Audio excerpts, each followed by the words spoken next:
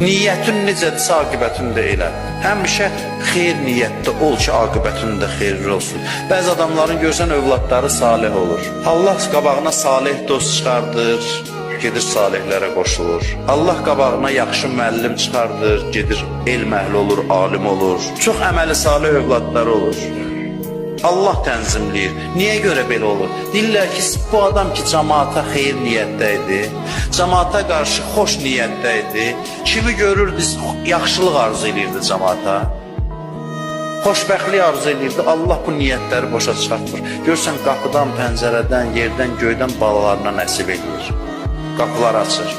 Atanın niyyətləri, xoş arzuları hədər getmir, boşuna getmir. İnsan özü barədə və başqaları barədə xoş niyyətli olması həm öz taleyinə, həm balalarının taleyinə təsir göstərir.